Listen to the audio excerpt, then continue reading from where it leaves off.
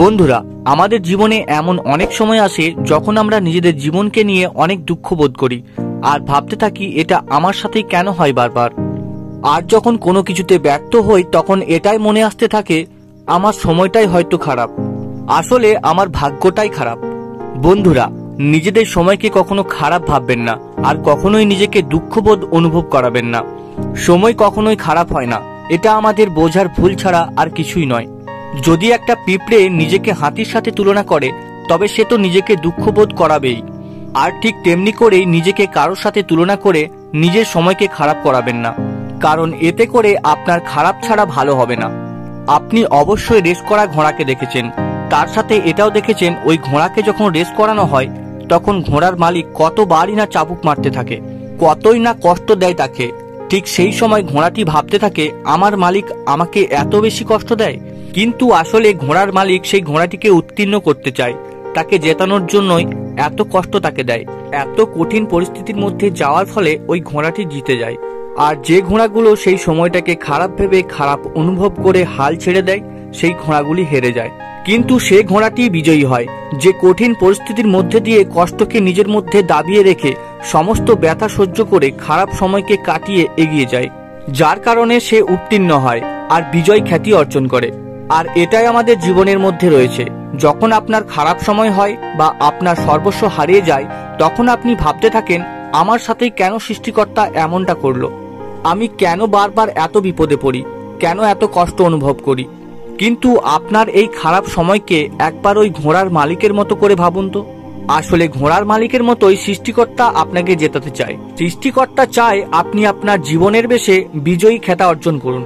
তাই বন্ধুরা, আপনার সময় খারাপ যাচ্ছে মানে এই নয় যে আপনি হেরে যাবেন, বরং এর বদলে এটা ভাবতে থাকুন যে আপনার মালিক আপনাকে জেতানোর জন্য এই সময়টাকে অনুভব করাচ্ছে। এটাকে খারাপ সময় বা ভাগ্যের হাতে ছেড়ে না দিয়ে এই খারাপ সময়টাকে আপনার বিজয়ী হওয়ার মূল ওষুধ হিসাবে গ্রহণ করুন। বর্তমান পরিস্থিতিটাকে মেনে নিন। দর্শক বন্ধু, আজ একটি স্টোরি আপনাদেরকে শেয়ার করতে চলেছি। এটা থেকে আপনি আপনার জীবনে যতই খারাপ সময় আসুক না কেন সেই খারাপ সময়টাকে আপনি আপনার সাফল্যের ওষুধ হিসেবে ব্যবহার করতে শিখে যাবেন। তাই দেরি না করে চলুন শুরু করা যাক। এক সময় এক সন্ন্যাসী তার প্রিয় শিষ্যকে নিয়ে হিমালয়ের উদ্দেশ্যে রওনা দিলেন। যেহেতু রাস্তা ছিল খুব দুর্গম, তার সঙ্গে গ্রীষ্মের আবহাওয়ার কারণে তারা খুব ক্লান্ত হয়ে পড়েন। ঠিক সেই মুহূর্তে তারা একটা কুঁড়ে বাড়ি দেখতে পেল। তারা সেখানে পৌঁছে দেখতে পেল একটা ঘর যার দরজা বন্ধ রয়েছে। সন্ন্যাসী ও তার শিষ্য দরজায় শব্দ করতে লাগলো ঘরের ভেতরের মানুষকে ডাকার জন্য। কয়েকবার ডাকার পর একজন ব্যক্তি ঘরের ভেতর থেকে সাড়া দিলেন এবং দরজা খুলে প্রণাম জানিয়ে বললেন, বলুন আপনাদেরকে আমি কি সাহায্য করতে পারি। তখন সন্ন্যাসী বললেন, আমরা খুব ক্লান্ত ও তৃষ্ণার্ত, দয়া করে আমাদের একটু জল পান করাবেন। ব্যক্তিটি অতি বিনয়ের সাথে তাদেরকে ঘরের ভেতর আসতে বললেন। সন্ন্যাসী ও তার শিষ্য বললেন, আমরা ঘরে না গিয়ে সামনের ওই একটা গাছ রয়েছে ওখানে গিয়ে আমরা বিশ্রাম নেব। তারপর ব্যক্তিটি তাদের জন্য ঠান্ডা জল আর কিছু মিষ্টি ফল নিয়ে সন্ন্যাসীদের দিলেন। সন্ন্যাসী ও তার শিষ্য সেটা ভক্তি ভরে গ্রহণ করলেন। পরম তৃপ্তিতে তারা জল পান করলেন এবং ফল খেলেন। তারপর ব্যক্তিটি জোরহাত করে সন্ন্যাসীকে অনুরোধ জানালেন, আর কিছু সময় বাদে সন্ধ্যা হয়ে যাবে, অন্ধকার সময়ে এই দুর্গম রাস্তায় যাওয়াটা ঠিক হবে না, তাই আমার অনুরোধ আপনারা আজকে রাত্রিটা এখানে কাটান।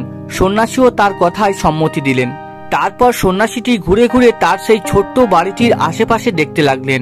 পাহাড়ের এই পাদদেশে ছোট্ট একটা কুঁড়ে বাড়ি, প্রচন্ড উর্বর মাটি আর অফুরন্ত ঝর্ণার জল, কিন্তু আশেপাশে জমিতে কোনো চাষবাস করেননি। ওই কুঁড়ে ঘরে থাকা ব্যক্তিটির পাশে কয়েকটি ফলের গাছ রয়েছে, যেগুলি ফলে ভর্তি রয়েছে ঠিকই, কিন্তু এগুলি চাষ করা নয়, এগুলো স্বাভাবিকভাবেই এখানে হয়েছে। ছোট্ট কুঁড়ে ঘরের পেছনে একটা গরু দেখতে পেলাম। সন্ন্যাসীর মনে তাই দেখে একটা প্রশ্ন আসলো, এই ছোট্ট কুঁড়ে বাড়ির চারপাশে এত উর্বর জমি থাকতেও তিনি চাষ করেন না কেন? যদি এখানে ফলের গাছও লাগানো হয় তাহলে সেগুলো ফলে মূলে ভরে উঠবে, তাহলে ব্যক্তিটি আজ পর্যন্ত কিছুই করেননি কেন? রাতে সেই কুঠিরে ব্যক্তিটি সন্ন্যাসীদের জন্য খাবারের আয়োজন করলেন। তিনজন খেতে বসে খুব গল্প শুরু করলো। তখন সন্ন্যাসী ব্যক্তিটিকে জিজ্ঞাসা করলো, আপনার চারপাশে এত উর্বর জমি থাকতেও আপনি কোনো রকম চাষবাস বা ফলের গাছ লাগাননি কেন? ব্যক্তিটি সন্ন্যাসীর উত্তরে বললেন, আমি খুব আরামপ্রিয় মানুষ, অতিরিক্ত কাজকর্মের দায় দায়িত্ব আমার ভালো লাগে না। আমার কুঁড়ে ঘরের পেছনে একটা গরু আছে, সে অনেক করে দুধ দেয়, সেই দুধ বিক্রি করেই আমার জীবন অতিবাহিত করি, আর বাদবাকি জীবন আমি এভাবেই কাটাতে চাই। অতিরিক্ত কাজকর্ম করে আমার কি হবে? আমার যা আছে আমি তাই নিয়েই সন্তুষ্ট। সন্ন্যাসী তার কথা শুনে মৃদু হাসলেন।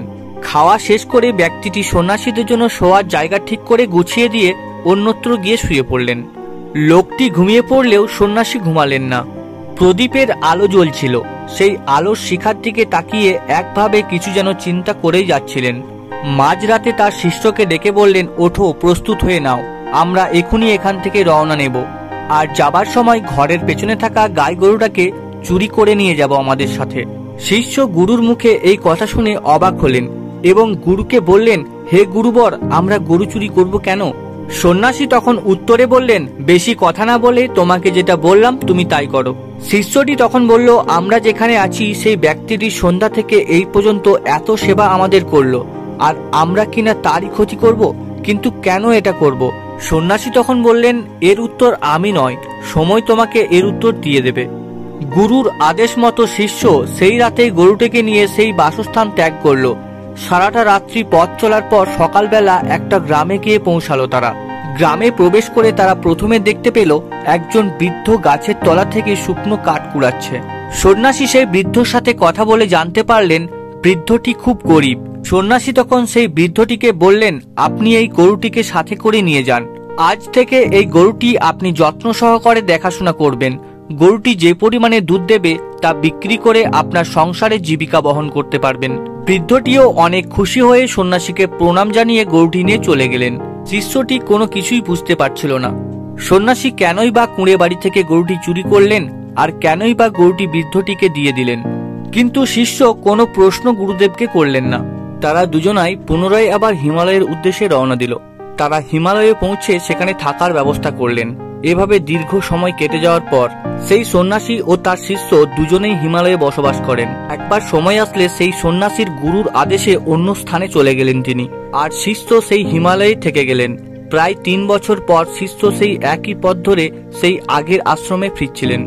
তখন দুপুর বেলা। সেই দুপুরে যখন সে কুঁড়ে বাড়ির পাশ দিয়ে যাচ্ছিলেন, আজও তার মনে অনেক প্রশ্ন রয়ে গেছিল। খুবই উৎসুকভাবে তিনি কুঁড়ে বাড়ির দিকে গেলেন। গিয়ে তিনি দেখতে পেলেন সেই কুঁড়ে বাড়ির পাশে ভীষণ একটা বড় বাড়ি তৈরি করা হয়েছে। সামনের জমিতে ফসলে ভর্তি রয়েছে, পাশের জমিতে ফলের গাছে পরিপূর্ণ। পাশাপাশি একটা খামারও তৈরি করা হয়েছে, যেখানে 8 থেকে 10টা গরুও রয়েছে। সেই পূর্বের ব্যক্তিটি গরুগুলোকে খাবার দিচ্ছিল।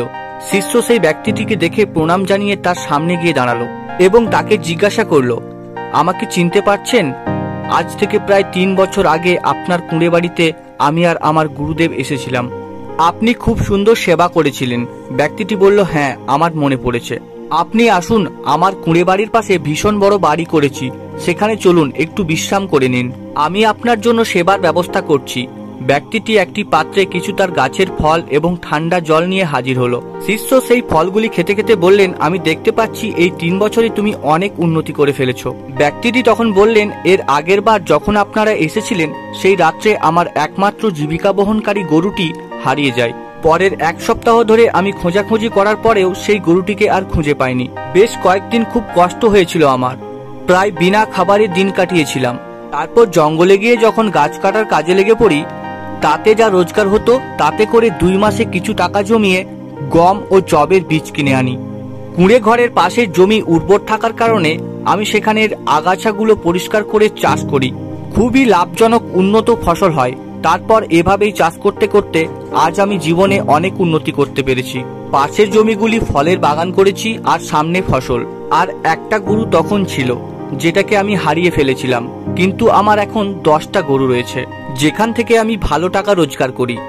আর এখন আমি বুঝতে পেরেছি সেই দিন যদি আমার গরু না হারাতো তাহলে আজ আমি এত উন্নতি করতে পারতাম না। অবশ্যই আমার পরিশ্রম হয় অনেক, কিন্তু আমি আগের থেকে অনেক বেশি সুখে, অনেক বেশি শান্তিতে রয়েছি। ব্যক্তিটির এইসব কথা শুনে শিষ্যটি একটু হাসলেন আর বললেন, আপনার আরো উন্নতি হোক। এই বলে বিদায় জানিয়ে সে সেখান থেকে চলে গেলেন। রাস্তায় যেতে যেতে শিষ্যটি সন্ন্যাসীর কথা ভাবছিলেন। সন্ন্যাসী বলেছিল সময় ঠিকই উত্তর দিয়ে দেবে। আজ শিষ্যটি তার মনে সকল প্রশ্নের উত্তর পেয়ে গেছিল। তিনি মনে মনে সন্ন্যাসীকে প্রণাম ও শ্রদ্ধা জানালেন। দর্শক বন্ধু, এই গল্পের মতো আমরাও আমাদের চারপাশের অনেক সম্ভাবনা, অনেক সুযোগ থাকা সত্ত্বেও একটিবারও চেষ্টা করে দেখি না। আমরা সবাই আরাম প্রিয়। অতিরিক্ত কর্ম করাকে আমরা সবাই ভয় পাই। নিজের আরাম স্বাচ্ছন্দ্য থেকে নিজেকে কিছুতেই মুক্ত করতে পারি না। আপনি আমি যাই বলুন না কেন, আমরা যে কর্ম করছি একটু ভালোভাবে চিন্তা করলে দেখতে পারবো একনিষ্ঠভাবে অন্যান্য কর্ম করলে আমরা আমাদের সাফল্যের চূড়ায় পৌঁছাতে পারবো। তবে এটা অবশ্যই ঠিক যে সেই কুঁড়ে ঘরে থাকা ব্যক্তিটির গরু হারানোর পরে যে কষ্ট তাকে পেতে হয়েছিল, হয়তো সফলতা পেতে ঠিক সেরকমই কষ্ট আমাদেরও পেতে হবে। আর এই সময়টাকে খারাপ সময় না ভেবে নতুন উদ্যমে নতুনভাবে কঠিন পরিস্থিতির সহিত কর্ম করে পূর্বের থেকেও ভালো সফলতার জায়গা আমরা তৈরি করতে সক্ষম হব। আমাদের মনে রাখা উচিত যে এই পৃথিবীতে কোনো কর্মের সফলতা বিনা পরিশ্রমে একনিষ্ঠ ছাড়া সম্ভব নয়। সাফল্য আমাদের দরজার সামনে অপেক্ষা করছে, সিদ্ধান্ত আমাদেরকেই নিতে হবে। একদিন অবশ্যই খারাপ সময় পেরিয়ে ভালো সময় আসতে বাধ্য থাকবে। তাই আপনি আপনার কর্ম আগের থেকে আরো কঠোরভাবে করার চেষ্টা করুন। তবেই আপনি সমস্ত দুঃখ কষ্টকে দূর করে সফলতা অর্জন করতে পারবেন। সমস্ত দুঃখ কষ্ট দূর করে সফলতা অর্জন করতে আচার্য চাণক্য আমাদের 3টি নীতি অবলম্বন করতে বলেছেন। সফলতা অর্জনে আচার্য চাণক্যের এই 3টি নীতি অত্যন্ত গুরুত্বপূর্ণ। নাম্বার 1, লক্ষ্য নির্ধারণ। সফলতা চাইলে আপনাকে প্রথমে নির্ধারণ করতে হবে আপনি কি লক্ষ্য অর্জন করতে চান। এটি আপনার জীবনের প্রতিটি দক্ষিণ একটি দিশা প্রদান করতে সাহায্য করে এবং আপনি কি সাধন করতে চান তার নির্ধারণ করে। নাম্বার 2, স্বয়ংক্রিয়শীলতা। লক্ষ্যে পৌঁছানোর জন্য কাজে লাগতে হলে স্বয়ংক্রিয়শীল হতে হবে। এটির মানে আপনি এবং আপনার লক্ষ্যে প্রতিবেশী কঠিন কাজ ও স্বয়ংক্রিয়শীল পরিশ্রমের সাথে যোগ দেওয়া। নাম্বার 3, সমর্পণ। সফলতা অর্জনে সমর্পণ খুবই গুরুত্বপূর্ণ। আপনার লক্ষ্যে পৌঁছানোর জন্য আপনাকে সমর্পিত থাকতে হবে এবং সম্পূর্ণ সমর্পণের সাথে কাজ করতে হবে। এই 3টি নীতির মাধ্যমে আপনি দুঃখ কষ্টকে দূর করে সফলতা অর্জনে সাহায্য পেতে পারেন। নমস্কার প্রিয় দর্শক বন্ধু, ভিডিওটা যদি ভালো লেগে থাকে তাহলে একটি লাইক করবেন। আর আপনার এ বিষয়ে কোনো মতামত বা প্রশ্ন থাকলে কমেন্ট বক্সে অবশ্যই জানাবেন। আরও এই ধরনের নিত্য নতুন ভিডিও পেতে চ্যানেলটি অবশ্যই সাবস্ক্রাইব করে পাশে থাকা নোটিফিকেশন বেলটি অল করে রাখবেন। নমস্কার দর্শক বন্ধু, দেখা হচ্ছে পরের ভিডিওতে।